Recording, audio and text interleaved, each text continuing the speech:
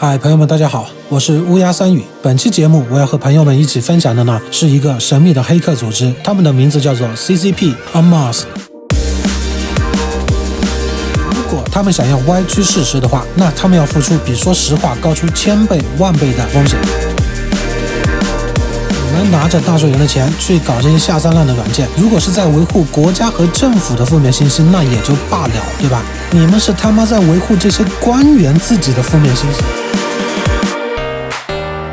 奇葩呀！你们共产党啊，在这个全世界所有执政党里边，简直是独一支。来，给你们点掌声啊！当罪恶的链条足够长的时候，那么这个链条上的每一个环节都觉得自己是无辜的。嗨，朋友们，大家好，我是乌鸦三语。去年的这个时候啊，新冠病毒第一次在武汉被发现，在12月30号，大概呢，也就是去年的这个时候往后不几天，李文亮医生呢，在微信上向自己的朋友和同事发出了警告：中国有着世界上效率最高的网络监察机构。李文亮医生的消息还没有发出去几个小时，当天晚上的凌晨1点半，李文亮医生就被叫到武汉市卫健委询问情况。我相信很多朋友都很疑惑，他们为什么效率能如此之高？那么请你耐心看完本期节目，您一定知道它的原因。讯问结束以后，他还得去上班，到了医院以后，又被医院里边自己的监察科再次约谈，要求写下了一份检讨书，名字叫做《不实消息外传的反思与自我批评》。文亮医生作为一个共产党员呢，他写下这样的悔过书、检讨书，对于这个事情啊，我一点都不奇怪，因为作为一个共产党员呢，他们自己的脑子里边不是得有那个什么大局观啊之类的吗？4天以后，武汉市公安局武昌分局下属的中南路街派出所对李文亮医生提出了训诫，他们的理由呢是在互联网上发布不实言论，并且呢同时约谈的还有8个人。再往后发生的一系列的事情，我相信这些记忆在大家的脑子里还没有被淡忘。到了今年的2月7号的晚上凌晨0点04分左右，李文亮去世。我特别想说，就算你是一台再精密的机器，再高效的一台舆论控制武器，如果他们想要歪曲事实的话，那他们要付出比说实话高出1000倍、万倍的舆论崩盘的风险。接下来的事情呢，那大家都已经很清楚了。当人们开始愤怒的时候，并且这种愤怒的情绪已经掩盖了10年来网络审查对人们造成的红色恐怖与思想禁锢，数以千万甚至数以亿计的人在社交媒体上转发、传播、质疑共产党政府对于疫情的隐瞒，对于舆论的控制，甚至丧心病狂到对于一个已经死去的尸体继续抢救3个半小时。李文亮医生去世这个事情啊，给网络审查者们以及中国的网络审查制度造成了10年以来最大的一次危机。随后，共产党为了防范于未然，他们呢又追授了李文亮医生为英雄，用这样的方式来预防舆论再次失控的风险。在今年7月份的时候，世界卫生组织就派出了专家来到中国进行病毒源头的调查，但是因为共产党政府的阻挠呢，他们没有获准进入武汉。这些专家在北京待了3个星期以后，无奈的返回了。根据现在路透社最新的报道呢，世卫组织的专家团预计在明年，也就是2021年的1月18号之前动身前往中国进行新一轮的调查。好，前面我稍微的提了一下李文亮医生的这个事情，是因为我想从李文亮医生的事情上引出一个话题，就是舆论控制。今天我要讲的是一个黑客组织，他们的名字叫做 CCP on Mars。字面意思啊，那就是不戴面具的 CCP 嘛，就是把共产党那虚伪的面具给扒掉嘛。这个黑客组织啊，在8月份的时候，他们公布了一组文件。这些文件呢是来自于杭州市的网信办，其中呢就包括了3200多条的指令，还有1800多份的备忘录以及其他的文件。从这些文件里边呢，又发现了一些蛛丝马迹，发现了有2家来自于广东、深圳的公司和1家北京的公司与中国共产党政府呢有密切的联系。按照这个黑客组织的说法啊，这家叫做 Knowlesys 的公司呢是来自于广东。根据我的调查呢，它是来自于深圳，还有一家来自广东的云润大数据，以及1家北京的公司，名字叫做 OneSite。 这3家公司呢都是与共产党的政府有着密切的合作。好，我现在跟朋友们一起来探索一下这个乐思软件 Knowlesys。它到底是什么来头啊？这有点出乎我的意料啊！这一打开主页，马上就能看到这个网络舆情监测系统，人家丝毫也没有想要隐瞒，也没有想要装，对吧？我们就是做这个的，这有什么呀，对吧？在中国，这是被共产党政府允许的，虽然它已经违背了宪法，这可真是有点出乎我的意料啊！一开始的预期呢，他们就是一个正常的软件开发公司，比如说承接一些银行的这些行业软件之类的开发，最多呢他们是一个网络咨询公司，他也不说明自己是干什么的，含含糊糊的一笔带过。没想到人家就那么开诚布公，一点都不心虚。中华人民共和国的宪法里边明确的规定，公民的通信以及通信的秘密受到法律的保护。像这种公司，它可以明目张胆的把这些违反宪法的这些软件摆在它的公司页首的网站上，它真的不怕以后人民告它吗？让它赔到裤裆底都掉吗？好，重点来了，你看乐思公司啊，毫不避讳的把舆情监测系统直接放在了它的页首上。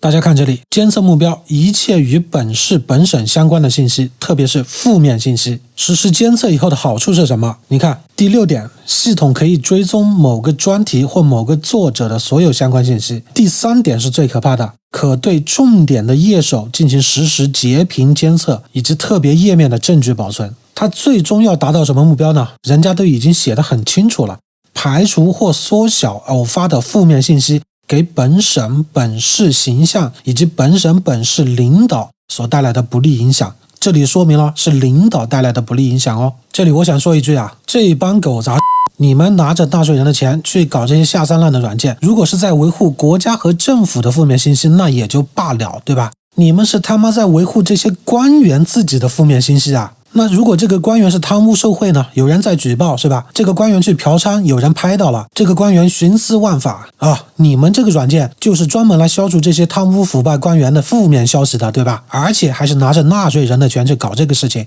哇，奇葩呀！你们共产党啊，在这个全世界所有执政党里边，简直是独一支。来，给你们点掌声哦！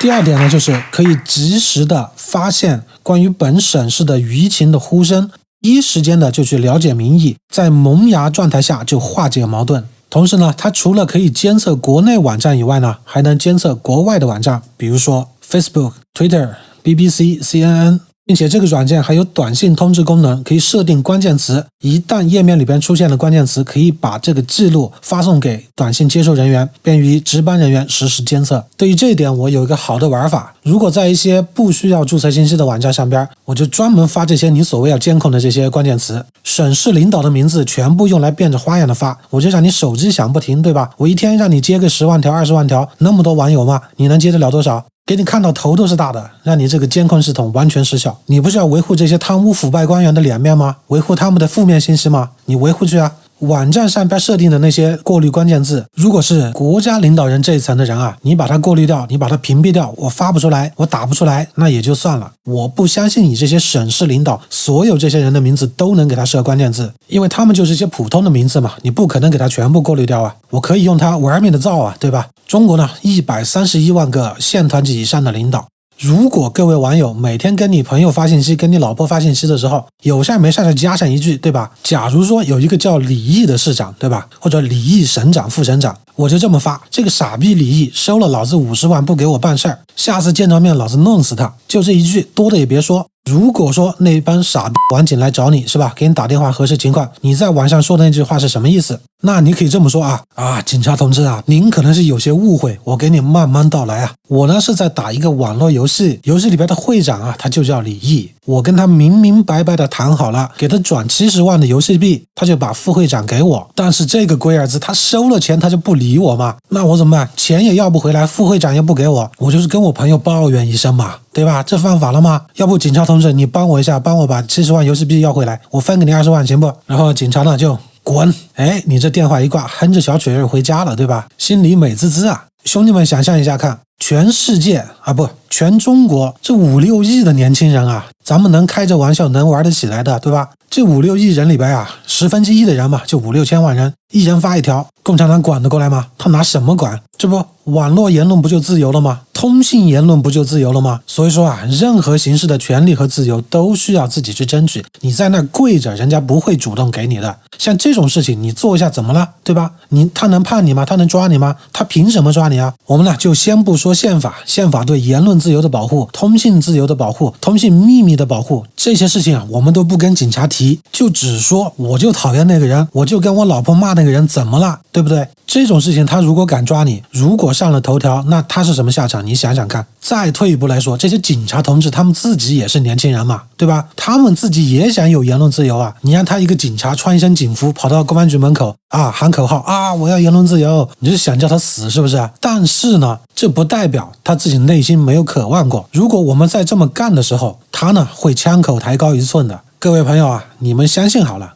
好，我扯得有些远啊，咱们还是回来继续调查。乐思网络情报监测系统10年磨一剑，针对国家级情报机构研发的一站式 Web 情报监测系统，可以轻松监测全球前10的社交媒体。然后这个很搞笑啊，他把这个 CIA 的这个标志搞到这里应用场景里边来，这是要监测 CIA 吗？还是想卖产品给 CIA 呢？好，这里是他们的合作伙伴。广州市政府以及东莞市政府，下边还有呢某陆军部队，看这里某国中央政府，既然有中央政府，那肯定是中央集权国家，对吧？像这种公司啊，它不只监控自己的人民，自己国家的人民，还把这种监控模式以及监控手段输出到世界上其他的国家。中国的外交部啊，历来都是表明自己从来不对外输出意识形态。比如说10月22号，外交部发言人赵立坚刚刚才说过这个话。可是呢，中国共产党政府呢，它一直在采购诸如这样监控人民的言论、监控新闻舆论的这样的软件，并且通过大数据技术以及数不清的网络评论员去及时的操控以及干扰舆论的走向。所有的这些做法全部都违背了宪法规定的新闻自由这一条，并且呢，他们还将这种技术输出到了国外。本来有一定言论自由的国家呢，因为这个软件的进口以后，他们这些国家的人呢，也会变得跟我们一模一样，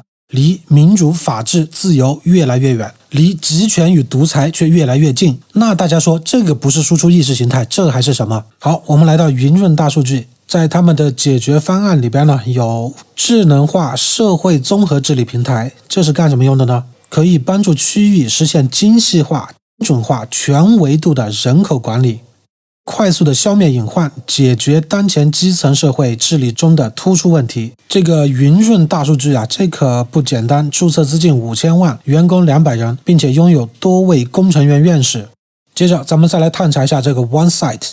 好，进入他们的页面，定制全方位舆情监测系统。它这里有一个应用案例，是一个海外的企业，它呢是世界500强，他们呢有在 Facebook、Twitter、Instagram 还有30个主页，所以它要解决它的舆情，因为它直接关系到他们的股票价格。OK， 这就是我调查的结果。好的，今天呢，我就带领大家来看了一下这个由 CCP Unmasked 这个间谍组织所爆出来的这些和舆论监控相关的这些国内的软件开发商，他们在干了些什么事情，以及他们开发的这些监控软件的主要功能是什么。如果要问我说对他们是什么态度，讨不讨厌他们，恨不恨他们，我觉得呀，刚刚看到这个消息的时候，我恨的是咬牙切齿。但是呢，我做完这期节目以后，我觉得真的你怪他们怪不着啊。开发诸如这样网页监控的软件，它的门槛很低的，像我这样不是专业学编程的人，我研究上1-2个月我也能开发出来，这一点不夸张。至于说效果好坏那个另说嘛，完成它的主要功能呢，那是一点问题都没有。要说呢，如果说哪一天政府是吧，国家拿着几百万几千万来找我开发个软件，你说我接不接？我肯定要接呢，钱呢那是，对吧？我如果拒绝了，他随便去找一家软件公司就做出来了，这个很容易的。所以就说啊，一个坏的制度，它能把所有的好人都变成一些坏人，它能把这些善良的人都变成一些作恶的人。